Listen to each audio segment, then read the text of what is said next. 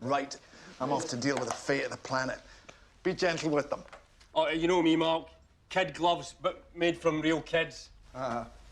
You know, I just saw The New Mutants, a film that has been on my watch list for a very, very long time. And through all the time, I managed to kind of keep away from all the reviews, all the negative press, because I know the film bombed and was critically panned at the box office. That far I know, but still, everything else I avoided like the pest. Because I wanted to have my opinion, to form my own opinion on the film, and not just hear from a guy who heard it from another guy who heard it from a totally different person that this film is bad and that's why nobody is gonna watch it. I wanted to form my own opinion about it, and I know there were a bunch of reshoots and stuff going on, and the development hell and struggles to even make this film. And when Disney acquired Fox, there was the question: does this movie even come out, or is it gonna be shelved, made and filmed similar to Batgirl, and then just not released like Warner Brothers did? But the film did come out, and I had the chance to watch it, and yeah, so far I was fairly entertained for half an hour, for like an hour and a half. It doesn't even take that much time away from you, as well as the performances are all pretty great, and that's kind of expected when you cast someone like Anna Taylor-Joy.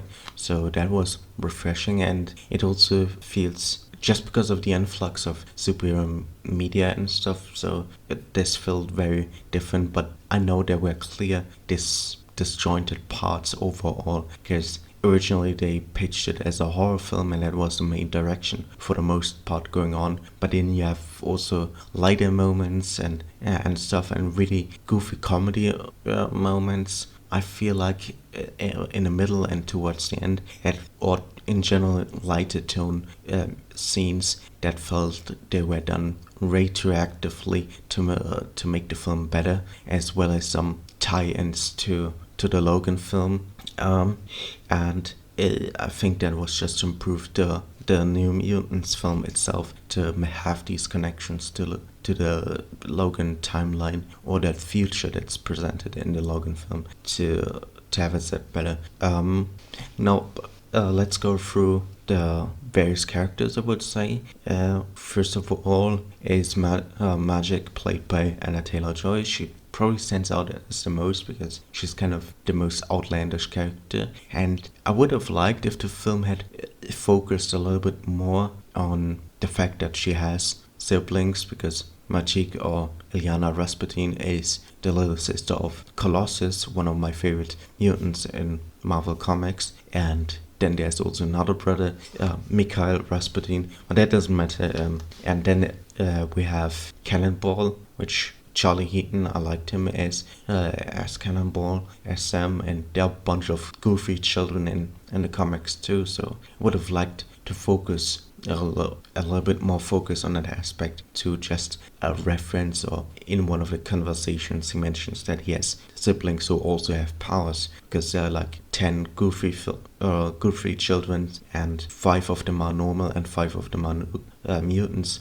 So the mutant children of the Goofy family are Sam, aka Cannonball, Husk, Aero, Icarus, and Jet. I pretty much think writers forgot about Jet because he doesn't really seem to show up in comics. As for the other names, I'm unsure. Now, the CGI is a bit wonky. I won't deny that, but to further on focus on the characters, I think it was the right choice to focus on Danielle Moonstar as the main character. And again, this is very different from how she's now in the comics, because there's at the beginning, and the Damien Bear thing is something that actually happened. The one thing for me is I constantly mix up Danielle Moonstar with Karma, because they have basically the same powers. And so I was kind of sometimes questioning, is this accurate? But then I remembered, okay, no, this is accurate.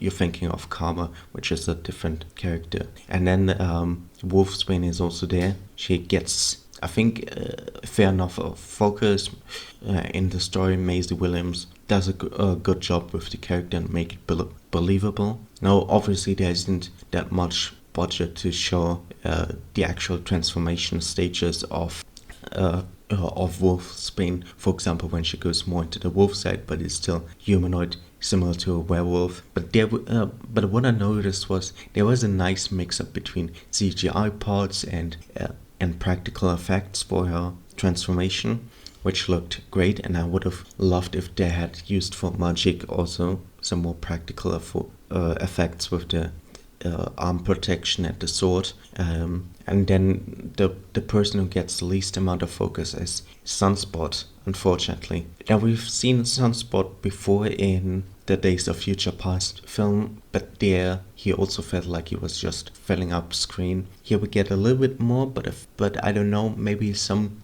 stuff from his arc were cut. But honestly, I was hooked for the majority of the time, and the Demon Bear stuff in the final is a bit wonky because the CGI is more on the CW level, above, but closer to that in terms of quality, and it's hard to make it believable of people fighting against a bear that's not actually there. So that was always a hard thing to sell. And then again, what I also liked is the film looked very nice. I generally liked the atmosphere and the cinematography. Looked all very, very professional, and like they went overall crazy shots or whatever, and very little action in terms, but generally it looked great when you had these landscape scenes and the greenery, or just them hanging out in those various sets. The sets were also good, so I have to say positive things about it, and